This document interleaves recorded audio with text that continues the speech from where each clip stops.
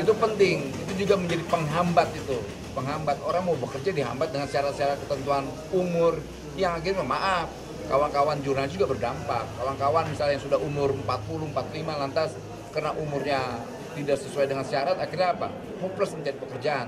Dan kita berharap ini dihapus. Ada pesannya Pak Habib Rizik soal demokrasi, soal perbedaan.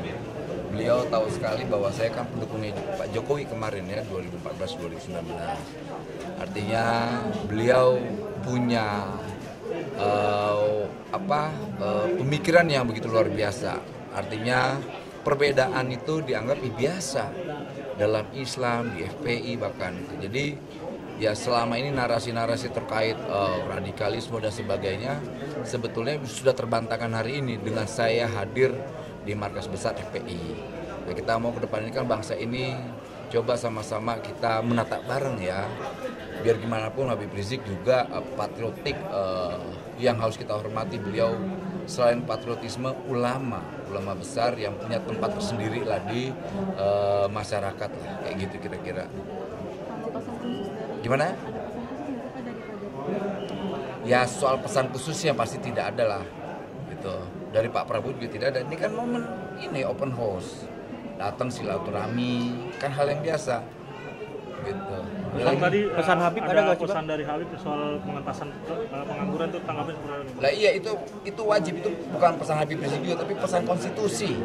Dan itu juga pesan Presiden Prabowo terhadap kita sebagai pembantunya. Gitu. Layani rakyat, jangan korupsi, itu pesan dan perintah menurut saya. Dan itu disampaikan lagi. Beliau punya tanggung jawab moral sebagai ulama. Gitu. Gitu kira-kira.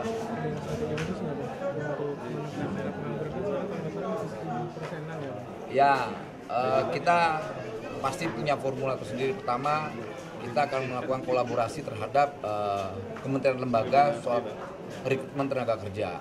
Dan ini nanti ada hasilnya. Kedua, kita akan koordinasi dengan mitra-mitra industri terkait rekrutmen tenaga kerja juga. Gitu. Tadi ada yang menarik soal lulusan S1, S2 jadi ojol sama ART. Itu kan nggak sesuai sama latar belakang pendidikan dan pengalamannya. Akan ada strategi khusus atau langkah khusus biar lebih sesuai gitu. Ya, yang pasti gini, mereka melakukan hal itu pilihannya kan karena tidak ada lapangan pekerjaan.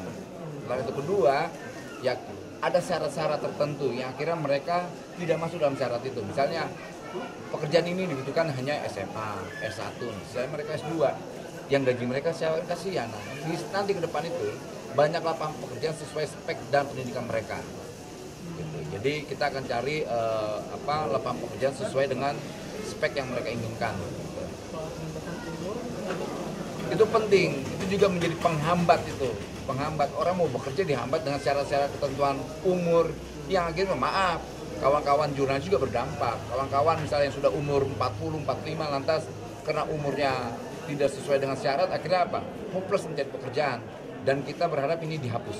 Kita mau hapus itu. Belum, kan saya baru di Kementerian Tenaga Kerja. Kita akan cari kenapa itu ada syarat-syarat itu. Gitu. Tapi bentuknya masih belum masuk ke Unaker atau Permenaker itu masih belum. Ya cari undang-undang yang pasti melindungi warga negaranya lah. Pertama kan jangan bertabrakan dengan Undang-Undang 57 tuh. Setiap warga negara punya Undang-Undang nomor berapa? 13/2003. Nah, pokoknya setiap warga negara punya hak untuk mendapatkan pekerjaan gitu. Yang 57 kan lapangan pekerjaan. Tadi kan dengar Habib Rizik itu masih mengutarakan kritikan atau Bapak Jokowi itu ada tanggapan yang Emang itu karakter Habib Rizik, dia orang kritis. Beliau itu orang kritis. Kita melarang dengan sikap kritik yang nggak boleh dong. Sama halnya saya mengkritik hari ini, itu hal biasa, lumrah. Jadi jangan karena orang kritik langsung kita bungkam, nggak bisa. Beliau aktivis dengan stylenya sebagai ulama, ya begitu langgamnya.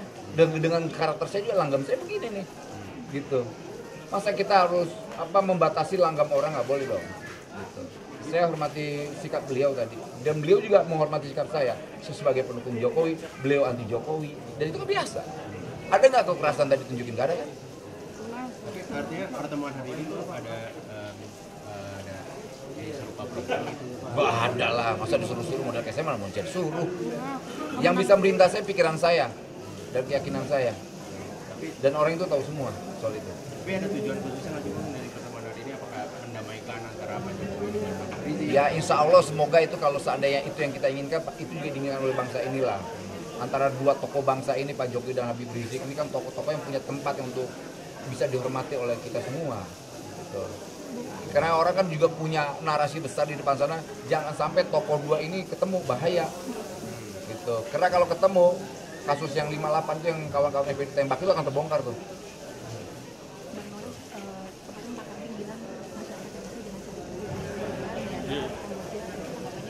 Itu himbauan secara moral benar.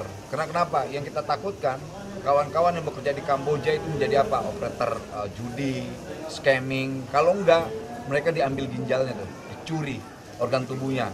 Apa yang dilakukan Pak Karting itu benar secara moral dan betul sekali dan kita dukung. Lapangan kerja di Indonesia juga semakin sempit. Nggak sempit, nanti naik kok. Sabar aja, sabar. Kita berjuang. Kita tidak tutup mata persoalan lapangan pekerjaan ini. Negara tidak diam. Yang kita lawan sekarang ormas-ormas, pejabat-pejabat yang mentalnya kayak ormas, yang suka meres, kemudian calo-calo tenaga kerja. Nah era sekarang kan tidak ada di era Pak Prabowo, mau diperes, dilawan tuh sama Prabowo, presiden saya cuma perintah ini, jangan korup, layani rakyat, udah, itu. Bang Nur, sampai tanggal 29 Maret ada 1.322 laporan yang mengatakan bahwa ada sekitar 1.200 perusahaan belum bayar THR. Ya. Awal bulan lalu itu Pak Yas sudah bilang bakal ada sanksi atau denda. Ini kira-kira ada sanksi yang akan dijatuhkan nggak ke 1.322 ini?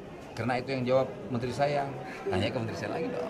Oke, terima kasih terakhir semua ya. BHR gimana Pak update-nya Pak? BHR sampai BHR. Ojol. Ojol. Ya, Lupus kemarin bukan ada pemanggilannya secepatnya ke Ada 61. Kalian tahu nggak Omni Lupus?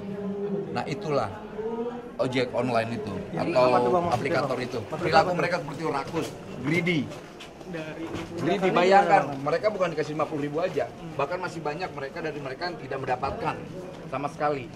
Jadi udah terlalu tingkat rakusnya kelewatan. Dari 61 pengaduan. Artinya ini Itu. Apa? Dari 61 pengaduan BHR sampai 29 Maret berarti belum ada yang tuntas. Nanti saya cek data itu ya. Saya belum dapat data itu. Pak Menteri dapat, saya berapa? Kapan dipanggil Pak aplikator Pak? Secepatnya kita akan panggil ke kantor kita. Hari Senin Yang jelas gini, negara dibohongin, presiden saya dibohongin, menteri saya dibohongin, rakyat dibohongin, driver ojek online dibohongin. Dan kita akan tuntut itu. Itu aplikatornya semuanya dipanggil Bang? Apa Kita hanya panggil beberapa semua sih? lah, kita panggil semua. Berarti akan dituntut ya Pak ya? Ya soal tuntutan kita lihat nanti. Yang jelas akan kita panggil. Tapi mayoritas ada operator Operator kita yang audit sendiri tuh. gitu Bang? Kita lihat pajaknya, kita lihat semuanya. bisa ditulis hari Senin bakal dipanggil nggak? Pokoknya kita akan panggil aplikator-aplikator itu. Mereka jangan buas dengan rakyatnya. Mereka udah bohongin negara, bohongin presiden saya, bohongin kita, bohongin menteri, bohongin rakyat, semua dibohongin. Ini termasuk Gojek sama Grab ya Bang? Semua lah aplikator. Itu semua aplikator. Ya. Berapa? Gojek, Grab, Vaksin atau ada Ya semua pokoknya. kuning hijau. Platform digital, mau hijau, kuning, apa, abu-abu kita panggil semua. Oke. Bang. Thank you ya, makasih ya.